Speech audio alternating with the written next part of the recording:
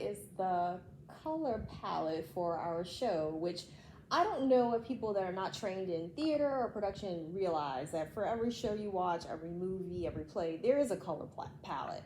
There is a group of colors that the producer is looking to, or director, to evoke an emotion from the audience, so there has to be a cohesive color palette. When we were discussing color palette, which we learned from Miss Artie. Yes, thank you, Miss Artie. What were you thinking about the color palette? Immediately when we decided on Aladdin, I was just thinking vibrant. In the past couple years, we've done pastels. We've done more jewel tones in the darker sides. But I really wanted to do something fun and outside the box, something we haven't done lately, or I don't even remember if we've done it in recent years, but just something very vibrant. Like I'm visualizing turquoises and corals and hot pinks and just really beautiful colors that all blend together, and already flipping through costume catalogs, trying to get ideas, because that's another challenge is, okay, so I want to do something vibrant, but is this year's catalog going to go with vibrant? Because sometimes some of our places like to stick with making lots of pastel costumes, which we don't want this year. Or it can be challenging, especially because we want to still keep in traditional conservative classical ballet costumes. And this is definitely not the first time that Pelham has done Arabian type of costumes. Think about it, in Nutcracker, every year we have an Arabian dancer. In Coppelia, we had dolls from countries, which include Arabian and Egyptian dancers. And everyone is always covered. We don't have exposed stomachs or midriffs, anything like you would think. And if a costume were to come like that, we're going to make adjustments and have colored panels or leotards put underneath so it will stay in line with our Pelham values.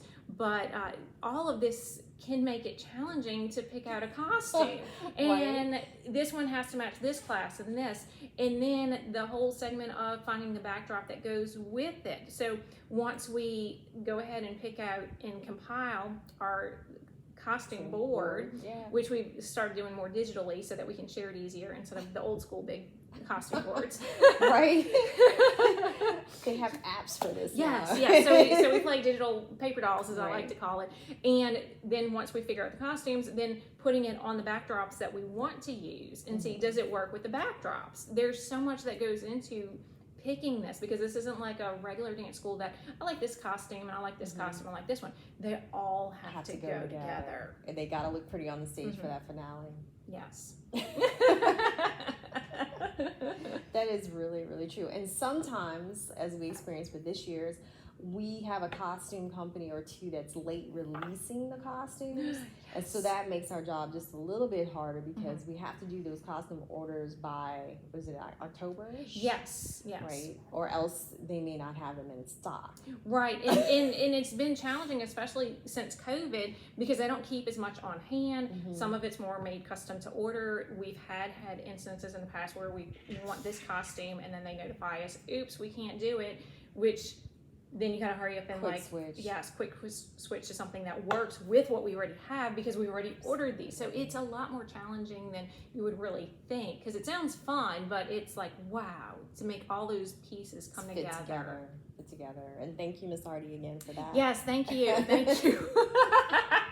Many years of experience. Right, of making it look beautiful and just right on the stage.